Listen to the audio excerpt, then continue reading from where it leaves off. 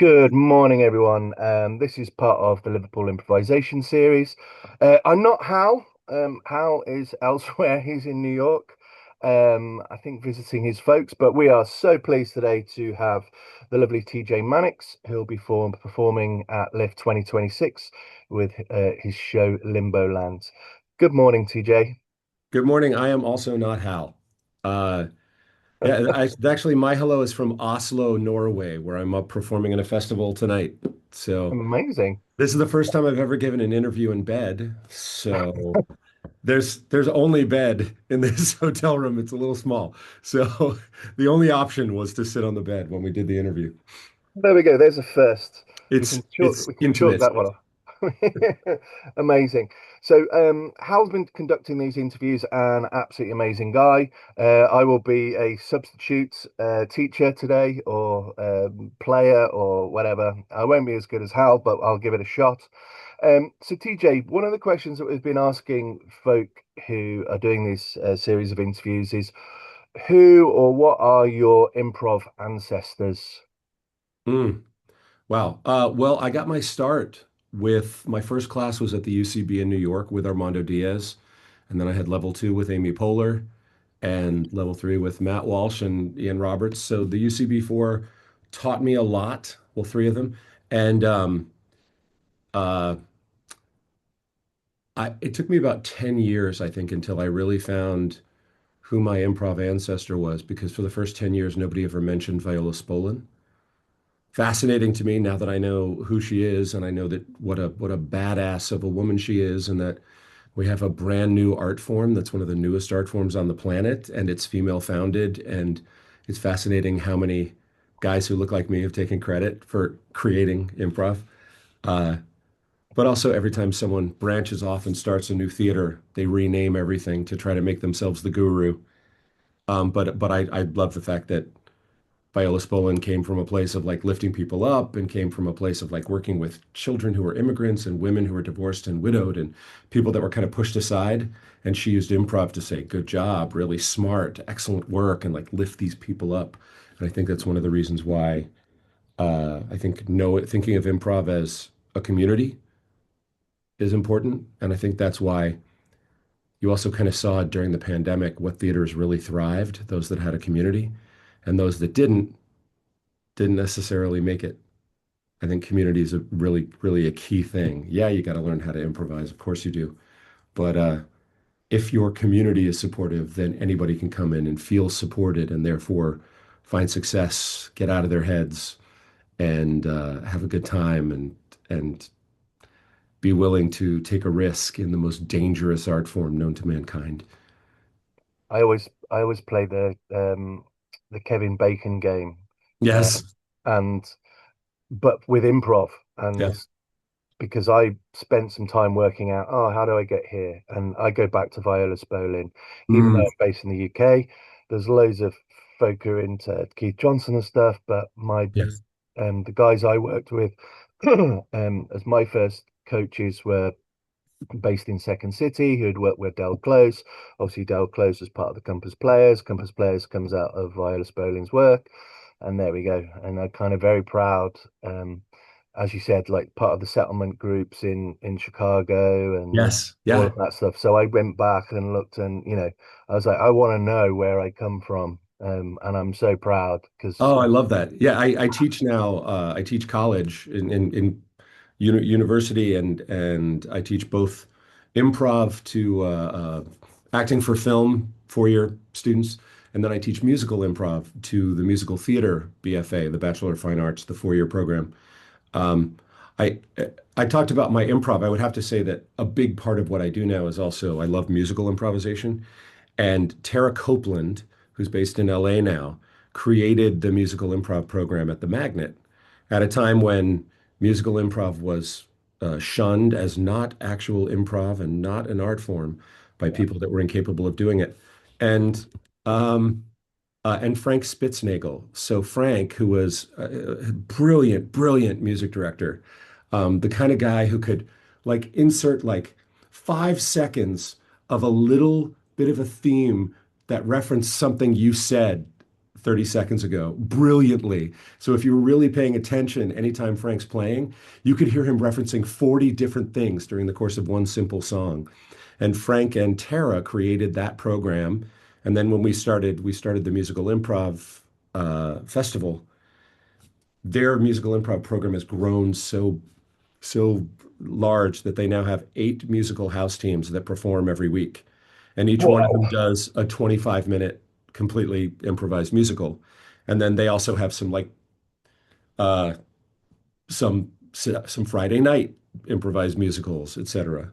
So it was really cool to watch Tara and Frank build that thing from just a couple of classes into this major epic spot where people go to study musical improv from all over the world. Wow. That's Now, Frank phenomenal. unfortunately just passed, Oh, and we had a big 4 hour improv celebration on his behalf, and everybody who had worked at the Magnet over the last, 20 years, and people from all over New York who knew Frank from Broadway and from everywhere else just came in, and it was just all performers. And just it was a 4 hour long like tribute to how brilliant and how inspirational it was to anybody who worked with Frank and with Tara. So wow. Well, he sounds like a very special person and yeah, was quite rightly celebrated in the manner which I'm sure if he'd have chosen, that's what would have yeah, happened. yeah. Wow. His Well, his hat, his hat. He always wore a little like newsboy hat, yeah. and his hat is hanging in up at the top of the theater, so it's there. It's on stage forever. Oh, amazing. Yeah. Well, part of this interview series came out of the passing of my first or jointly first improv coach was John Thies, who was the one Mm. of who was at Second City, and obviously with Hmm. Todd set up and then sort of explored organic improv. So I Yeah. had the joy of working with John and Todd in 2004 to develop a UK version of the Beast. Hmm. So Hmm. and so part of that legacy, or one of the things I wanted to do was be able to kind of capture the thoughts of others in regards to their journey, their processes, that sort of stuff. Because um, in that sort of early to mid 90s, noughties, there wasn't really the video cameras capturing people's work in the same way. So there's a whole there's decades of work that's kind of missing. Yeah. So, I feel a similar responsibility to be able so that doesn't happen. So in a small way, it's very much a tribute to John.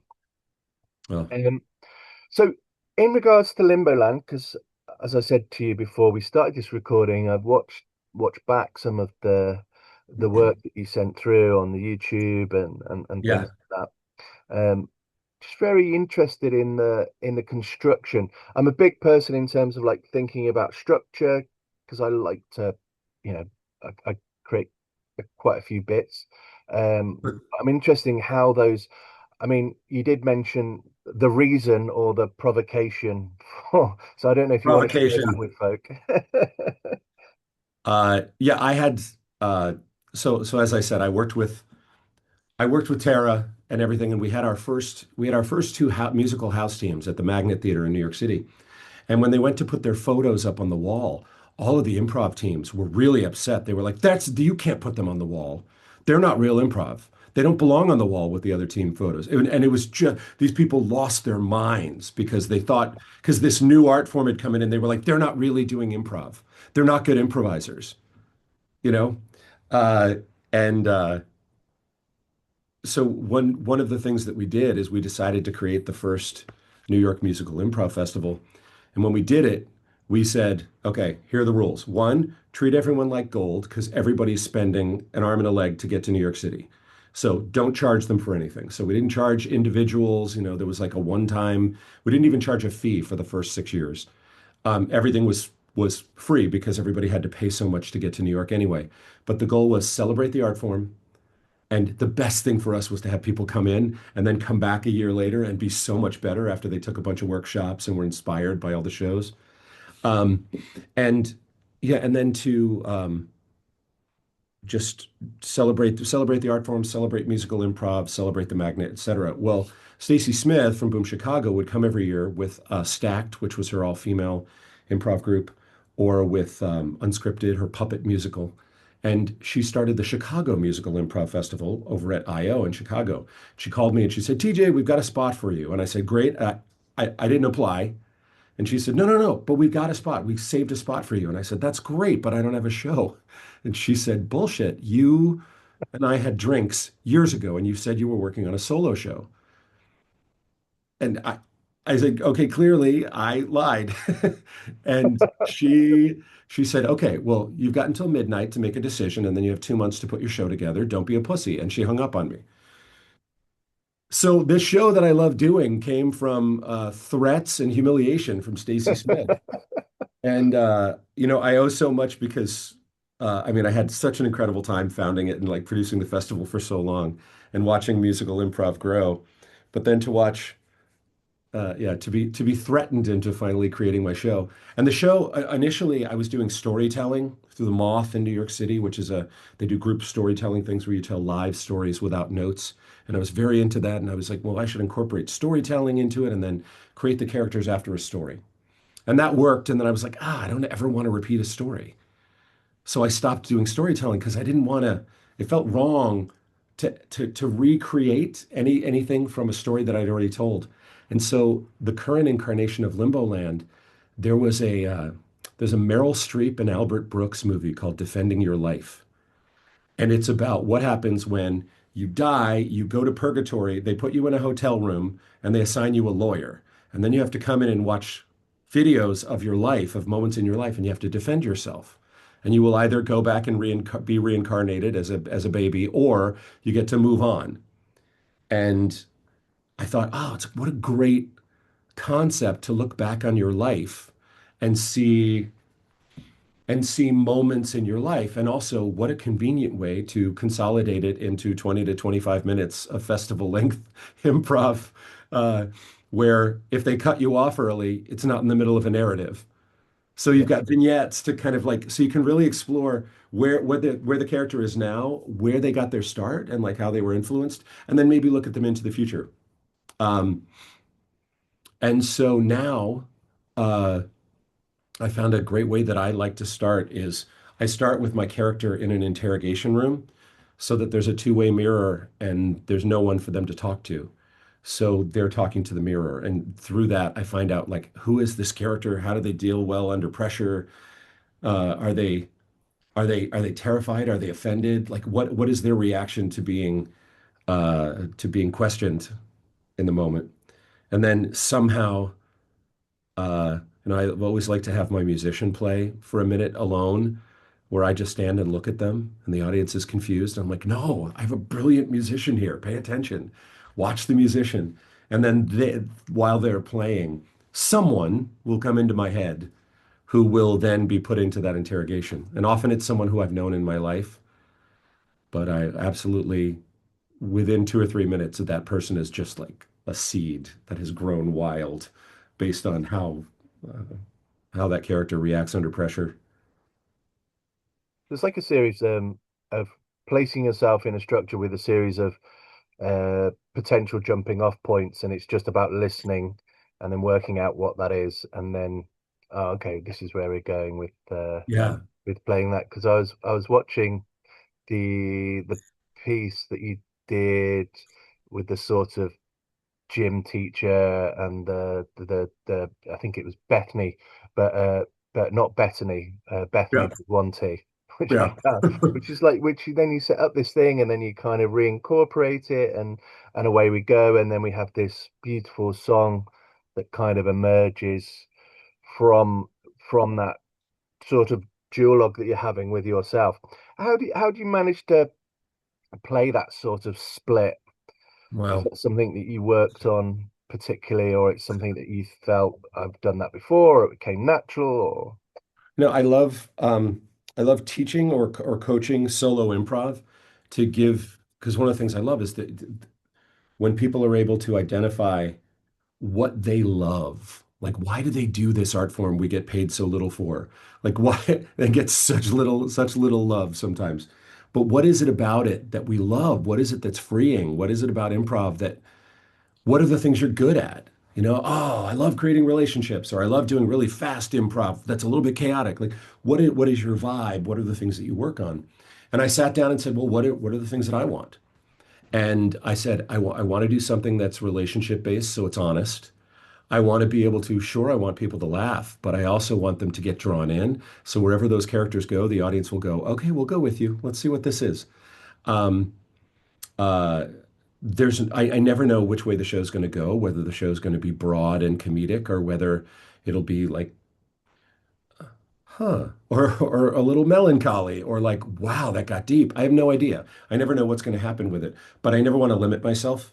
As long as I'm going off of what's happening honestly, I find that you get much bigger laughs because people see themselves in what you're doing. Um, and then going off of things honestly, I don't have to make shit up. Because I, in the moment, am thinking, okay, if this is my daughter who's going through things, I'm either aware of it and supportive or a little bit focused on myself, and I can just react honestly in the moment based on those sort of given circumstances. Um, yeah, it. I also don't do the things I don't love about improv.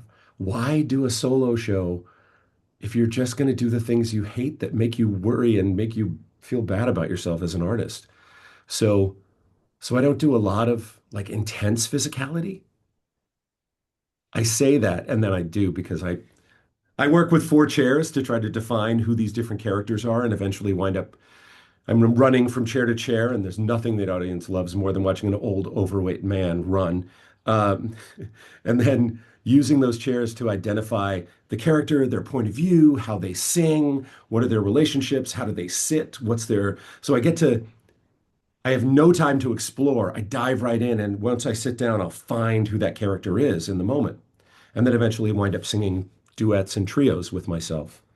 Um, I think the last show I did this past weekend in Raleigh, North Carolina, I had a family of seven, and I was defining all seven of the characters because they happened to be a theater that had all these little blocks everywhere. And if you give me an extra chair, I'm going to put a character in it.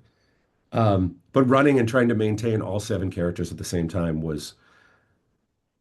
is a trip. But when you're doing a show by yourself, there's no time to think about it. So you have no time to judge yourself. There's no time to worry about how it's going. All you can do is go, who's drawing me to their chair next? And you run to the chair and do what organically makes sense in the moment. What I Um, really what I really enjoyed about watching it was just so for Bethany, you leant on one hip and slightly twisted your hips, yeah. whereas for the Clive, the PE teacher, it was a bit more sub cash, kind of Yeah. the legs are splayed, and it Mhm. and although you're saying you don't like the physicality or reluctant to the, it's those sort of small micro gestures or small little tiny things that actually I was like this shape is really clearly defined. I know that this person is female. I know that this person is a particular age because of the observation. And I is Mm. that something you're conscious of, or is that something you've absorbed over the years, or is it something that you've observed so many people, like you say, you reference potentially people that you know? I think okay, when I talk about physicality, I guess I mean there are some people that are bouncing all over the stage and climbing Yeah. through windows and all these things, which I used to do. I love climbing through and all over any set that I find, which is great. But then you hit a certain age where you're like, climb less, do what you're good at. But I love to one of my favorite things is to kind of if I find a character, no matter how ridiculous I might introduce them, is to find their honesty and find their dignity and find what so that I'm never just making fun of a character, which I think is kind of punching down and a little bit cheap. To try to find what is it about this character that makes them interesting enough that they popped up in my head? Like, why are they here? They clearly have made themselves known for a purpose. Um, and trying to give people a point of view and trying to give them and I guess I, I don't have time to be super conscious about it, but I have to give each character a different body so I have something to come back to. And sometimes it's just a small gesture. Sometimes some characters have a real unearned confidence where they just take over a room, and then other characters just react and don't speak. And I love that. I love that there's room for that, for someone to just with little micro expressions have a very clear reaction and clock what's happening in the room. Um, uh, uh, it, I guess because I haven't given it that much thought, I think, well, how in the moment think about how's this person going to sit or stand that that fits where they are in this story right now and where they are in their life. Am I playing a teenager? Am I playing a confident or an overconfident 30 something? Or am I playing someone who just doesn't have any need to impress anyone and can sit whoever the hell they want? Um, what I love about the solo show is that I don't have any time to think. I have no time to judge myself. I have no time to decide whether or not it's a good show. I very rarely remember everything I did. Uh, I just love to be in the moment with each one of these characters. And I love the fact that I can sit in another chair and immediately have an opinion of what I just said. That a moment ago was my point of view and is now their point of view. That I adore, man. It is. I love. I mean, I perform in TV and film and commercials and voiceover and musical theater and theater, everything in New York, and I love it. But this LimboLand and this kind of musical improv, I feel like I get to play smarter than I ever had on stage. Yeah, And for some reason the audience is willing to just follow, like a character raises an eyebrow and I'll feel the audience react. It's almost like elements of clowning, even though yeah, I've never been trained really in it, and I know it's much more difficult than anything I could do, clowning. But but there's a real connection with the audience, and within each character you start to see, you can feel how the audience feels about each character and whether they love them or whether they pity them or whether they fear them. The audience is very open to telling you exactly how they feel, and a lot of times the audience will inform where the show's going to go. yeah. No, it was what I loved about it was very often I see improvisers sit down in the chair and then they sit down as they become them. It's like they almost go into a default position, Mm, which is mm, why I raised it was like just simply on a hip completely alters the shape of that person, and then the opposite with the other character. Um, and it's interesting because it's almost like you're playing the game of Limbo Land because so you've got the overall conceit, and then you're playing Limbo Land between the two characters. So it's sort of mhm. which I thought was so smart, and I was kind of going, oh, this is this is going to be so good because our Oh, audience. thank you. Thank you so much. Yeah. Our audiences are really will gobble this up because they're very sophisticated. They've watched a lot of different work, and I think Mhm. that's what the festival brings is it's quite eclectic, and that's deliberate. Um, so we're super excited to have you join us. Have you ever been to Liverpool before? No, and I can't wait. Okay. And I know I talked to you and Jen, and I warned you guys, like, I'm not going to make you come do tourist things with me. And Jen was like, no, we must go do the tourist things. And I'm so excited as someone who appreciates music and knows the music scene in Liverpool is legendary, and just to just to be there. Because I've only in the UK, I've aside from some touring I did at 16, I've only really spent time as an adult in London. And Right. it's like saying that New York is the United States. Yeah. It's not. I can't wait to like finally get to see some real moments in the UK that are not curated in certain neighborhoods in London. Well, depending on your point of view, um, Liverpool has is a magical place, and there is a reason for it. Mathematically, it is the center of the universe. It Yeah. has been mathematically worked out. So Matthew Street, which is obviously where the Beatles, famously played at the Cavern, there is a load of ley lines which Yes. congregate in that particular area. We also have a time slip, which particularly near us, the particular station, where people, you step out of the station and people have seen Victorian England. So it is it's definitely got something different. You can't put your finger on it, but you feel it. Okay. It is quite a magical place. And the other thing is everybody is interested in you and they will talk and ask questions and they're just curious. Yeah. So you don't get the kind of I'm just going to ignore you. People will take the time to um, assist you. I mean, I turned up in Liverpool in 1993 and I didn't know where I was going. I had this sheet of paper with poorly drawn instructions. I asked this old lady, Pre-GPS. she said, "Oh, I'll take you." So she walked me 20 minutes to this place, and I was like, "Wow, this is the place for me." So Oh. I think you'll have a fantastic experience. And the other thing is, if you walk too far, you're going to get to the river, so you can't get lost. So But I'm psyched to I'm gonna come I'm coming in a little bit early so I can experience the city without obligations to the yeah, festival yet. So I can really explore everything and get a feel for Liverpool, which yeah. I'm thrilled about. Yeah. I think in terms of its place in the UK. I mean, we Liverpool's had more number one records in the UK than any other city, so I think that Mm, tells you something about it. There is live music everywhere. yeah. Every bar there'll be a some sort of singer-songwriter or doing covers or something. Um, just in regards to the festival, obviously you're bringing your workshop, which is happening on the Sunday.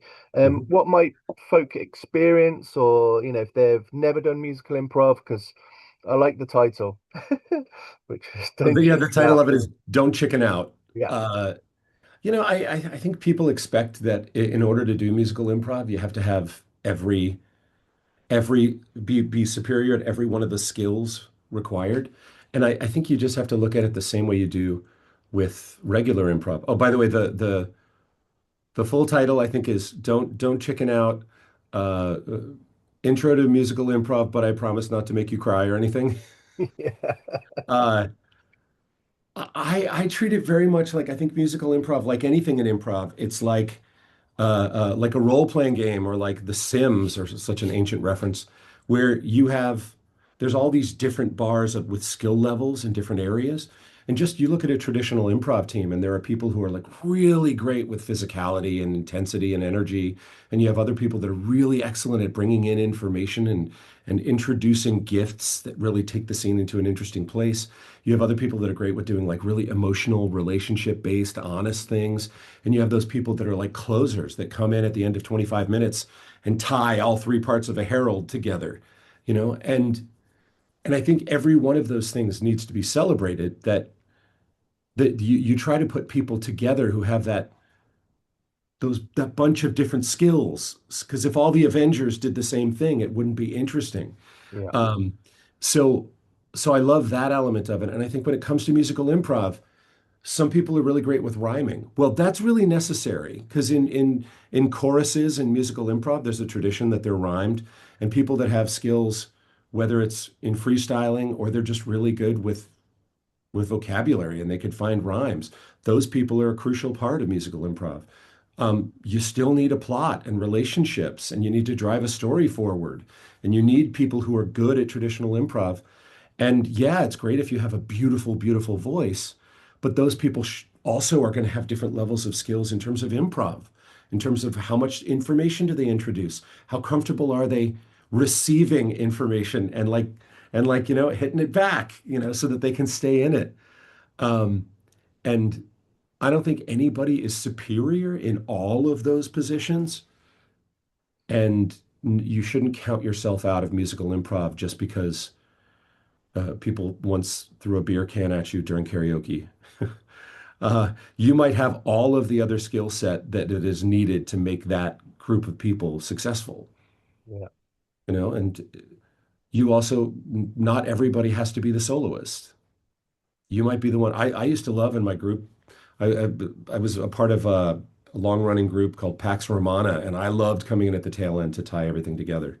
I wasn't necessarily I like to let everybody else set the first three beats of a herald and then come in and help guide those steps into the next level. So everybody has a different skill set.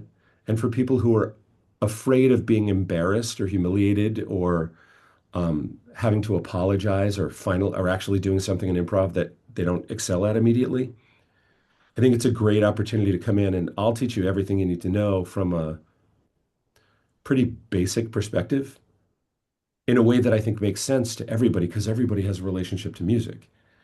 So it doesn't mean that I'm going to get you up there singing and dancing within 2 hours, but it does mean that you'll understand, oh, what is a chorus? What is this? What am I doing? And what's the difference between a verse and a chorus? And oh, okay, that makes sense because I listen to music every day. And I just didn't know that there's this massive skeleton propping it up that I wasn't aware of. People that watch a herald just think it's black magic. They don't know that you have like three beats in a game and three beats in Yeah, a game. They don't know the skeleton of it. So I think a big part of the workshop is teaching people an accessible way to enter into it where it's they almost they, like they join it. demystifying what they Yeah, might have in their head or their yeah, expectations. Oh my God, these people are da da da da. Yeah, yeah, amazing. yeah. Um, so as we come to sort of kind of close out this interview, one of the things I'm always interested in is what's a piece of improv advice or life advice that you've kind of gone, that stayed with me and stuck with me and is something that, has served me well. I I love the idea uh that improv is dangerous because I think in the best improv when I used to, like so many people, I used to come out and like find myself monologuing because I was like, no, no, no, I want to make sure my idea is really clear so whoever responds knows what I was planning on doing. And to finally embrace the fact that I'm going to throw out an idea and then someone else will throw something out that has nothing to do with my idea. And instead of being angry or shutting them down, to be able to go, ooh, here's the scary part. We have no freaking clue what's going to happen next. So I love embracing the idea that improv is dangerous. Uh, I love the idea that everyone's driving the car. I imagine a car that has multiple steering wheels. Well, that doesn't work in physics. Well, tough. It has to work. That's why it's scary. The fact that everybody needs to drive the car, there's no passengers. If you're a passenger in an improv scene, you're dead weight. If you're not contributing, why are you there? Um, and when I think maintaining a playful communal attitude on stage is so essential. And just trust that, okay, I'm going to jump. One of these strangers who I'm playing with for the first time is going to catch me. Um, yeah, so that you don't worry about, how do I look in my little outfit? How do the people in the audience feel about me? Am I funny enough? Am I whatever enough? And if you're the person who makes everybody else on stage look good, you are the person who comes out looking the best, and you never once thought about yourself. So improv and ego is really fascinating to me. And when ego gets in the way, if you're only worried about yourself, you're not listening. And if you're presenting this character, you've got your armor up. Well, if your armor is up, then you can never receive anything because you've got the drawbridge pulled up to the castle. So you got to lower the drawbridge in order to receive an idea or receive what the other person's giving you. And that requires like vulnerability. And I think that's where the danger is if you have to be vulnerable on stage. And you have to, because you have to be open to receiving what your partner gives you. Otherwise, you're driving the car and leaving your partner behind, or just trying to do a monologue or trying to do something you've thought of before, or whatever it is. It's going to be boring as hell, and we would have seen it already. Without dangerous improv, what's the point? That's what makes everyone in the audience lean forward. Yeah, No one wants something polished and perfect.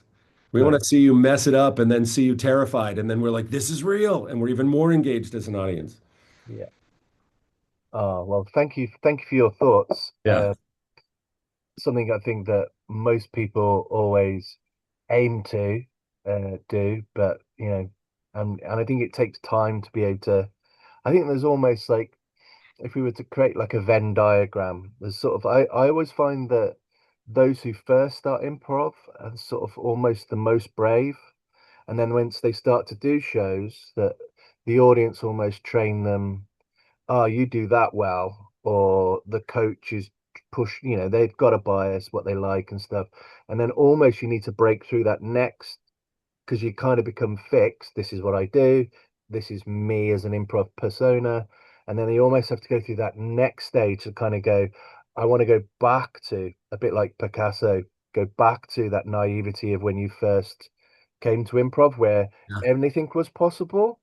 Yeah. And that is most exciting for me. In the past couple of years, I think that I've got to that point where I'm kind of going, okay, I'm not fixed. I'm sort of now feel it feels a lot more dangerous for me, but a lot more Yeah. exciting. Yeah. And I do think it takes people on a really interesting sort of route and journey. Yeah, but no, thank you for that. That was really interesting. I like the drawbridge in the armor kind of thing. Yeah. I'd like to create a film where you have this suit of armor with a drawbridge now and lots of troop or things Yeah. coming in. Yes. Yes. Yes. Well, I teach because I teach acting. Yeah, And for the longest time, I gotta say, for the longest time, I tried to teach an acting class at the Magnet 20 years ago. I had to pitch it 3 times because no one believed that improvisers were actors yeah, at the time. And I knew as somebody who'd been doing commercials in the US for 8 years, like I use my improv all the time. And then when yeah, I finally convinced them, I wound up doing like 9-week classes like 50 times that was about actors, realizing improvisers. I'm like, well, no, you want to know who are you? What's your relationship? What do you want? That's the basics of Stanislavski. yeah. So, and now in the US at least, if you're a professional actor and you have an agent, your agent is like, how come you have no improv on your resume? Yeah, yeah, Because you have to have it. Otherwise, you're too stiff. You won't be able to roll with the punches when something happens on set. And yeah, especially for commercials, which I know commercials are the devil, depending on what country you come from. Unfortunately, we can't get by without them in the United States. Um, uh, yeah, but for commercials, you have to be able to. Um, I mean, it's certainly in terms of commercials over here, you tend now to get a creative brief which you have to respond to, and mhm. essentially, you know, most folk I know are now incorporating improv into that because they'll have to kind of go, how am I responding to this broad creative brief Yeah, of X, Y, and Z? So I think it is, and very much, the kind of TV and screen over here is very much more leaning into that liveness of here's the scene, here's A, here's Z, how are we going to get there? Doesn't matter. Let's see. We'll just capture it. mhm. And I think, digitization has made that much more possible now because obviously don't use film and people are doing live editing on site. So I think improv is being embraced because there is a sense of liveness the first time we're hearing it feels like we're hearing those words spoken for the first time. Whereas I think in scripted stuff, although we have all these schools of thought that try to assist you in replicating that, I think people struggle very often. You get a side of really boring stuff and you kind of go, how am I going to make this work? Yeah, Whereas if you get to improvise it, you can kind of go, well, and also it's in your rhythm, it's in your voice, it has all of those positives. So I think it's definitely shifting and changing, which is only a good thing, I think, for the UK scene. I think it's fascinating. We know our value, but outside of the improv community, a lot of people don't understand what valuable skills we have. And in the commercial world, there are often high paid writers that are creating these concepts, but because they write and they put things on paper, they get paid well.